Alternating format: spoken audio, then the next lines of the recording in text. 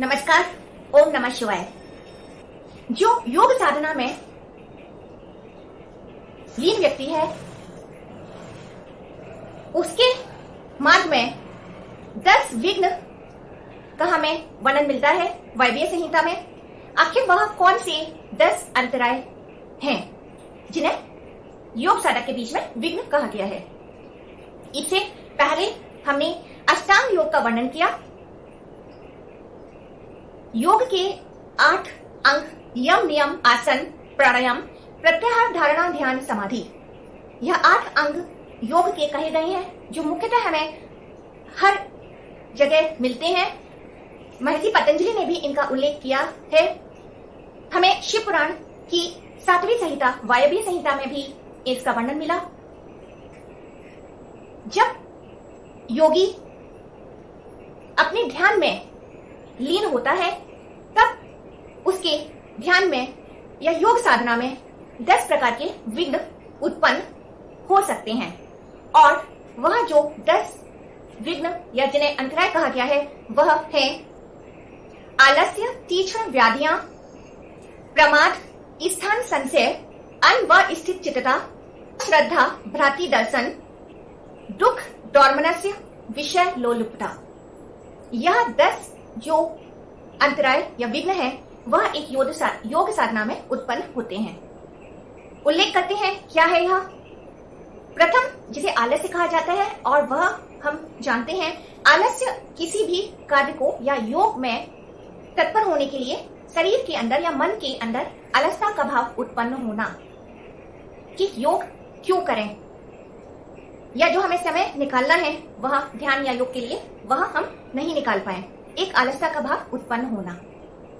द्वितीय तीक्ष्ण व्याधियां इसमें रोग को कहा गया है। मन या शरीर के स्थिर पर रोगों का उत्पन्न होना या जिसके कारण से योग साधना में न लग पाना। यह मुख्यतः जो व्याधियां हैं वह कर्म के आधार पर भी हो सकती हैं जो वात पित्त कफ के कारण से हो सकती हैं, कर्म दोष के कारण यह उत्पन्न हो सकती हैं। इसके बाद है अगला प्रमाद। प्रमाद का अर्थ है योग के जो साधन हैं उन्हें ना कर पाना और योग के मार्ग पे ना चल पाना, इसे प्रमाद कहा गया है। जैसे कि हम कह सकते हैं कि जो यम या नियम कहे गए हैं एक योग साधक के लिए वह हम नहीं कर पाते हैं, क्योंकि जो योग के जो यम नियम है आचार व्यवहार जो कहे गए हैं वह कहीं ना कहीं एक व्यक्ति को योग के मार्ग पर लाते हैं। अगला है स्थान संशय। इस दुविधा में रहना कि यह है या फिर नहीं है। किसी भी ध्यान के लिए या योग के लिए अपनी चित्त या मन में यह विचार रखना कि ऐसा होगा भी या नहीं होगा, क्या मेरा ध्यान लग भी पाएगा या नहीं लगेगा, या हम बैठे हैं ध्यान में तो हम थोड़े से समय में बैठकर सोचते हैं कि अरे इसमें कुछ भी होने वाला नहीं है या हमें इसमें कुछ भी प्राप्त नहीं होने वाला है, तो हम कह सकते हैं कि यह एक स्थान संशय हो सकता है। अगला है अनवस्थित चित्तता। चित्त क्या स्थिर ना हो पाना। ध्यान में सबसे बड़ा महत्वपूर्ण जो बात होती है वह है मन का स्थिर होना। यदि मन की चंचलता है, शरीर की चंचलता है तो वह एक सबसे बड़ा विघ्न होता है ध्यान या योग के माध्यम में, योग के मार्ग में। तो इस चित्त की और मन की जो स्थिरता है वह अति आवश्यक होती है। अगला है अश्रद्धा भाव रहित ध्यान करना। यह पहले भक्ति में भी कहा गया है कि यदि कोई भी भक्त बिना भाव के पूजा अर्चना करता है तो वह जो पूजा है वह व्यर्थ है। भले ही किसी भी सामग्री से पूजा अर्चना ना की जाए, केवल भाव ही हो ईश्वर के प्रति, वह ही काफी है ईश्वर तक पहुंचने के लिए। यही बात हमें योग में भी मिलती है कि जब व्यक्ति ध्यान करे, योग में तत्पर हो तो वह पूर्ण निष्ठा रखे, श्रद्धा रखे। बिना श्रद्धा के जो है वह योग में नहीं आगे जा सकता है। अगला कहा गया है भ्रांति दर्शन। विपरीत भाव से युक्त बुद्धि को भ्रांति दर्शन कहा जाता है। ध्यान या योग में यदि कुछ भी योगी को या ध्यान में लीन व्यक्ति को प्राप्त होता है, या कुछ भी, जैसे अक्सर यह बात कही जाती है कि ध्यान में व्यक्तियों को प्रकाश दिखता है, अलग अलग रंगों के प्रकाश दिखते हैं, परंतु यहाँ एक भ्रांति दर्शन भी उत्पन्न हो सकता है कि यह जो प्रकाश दिख रहा है वह उसका कारण जो है बाहरी प्रकाश हो सकता है। हम कोई भी ऐसी वैज्ञानिक क्रिया का आधार भी ले सकते हैं कि इसका कारण यह हो सकता है, तो यह जो है भ्रांति दर्शन है। यह विषय लोलुपता, अपने इंद्रियों के प्रति उनमें आसक्त होना,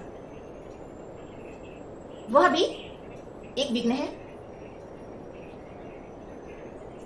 जो कि हमारे मन को स्थिर नहीं होने देता है।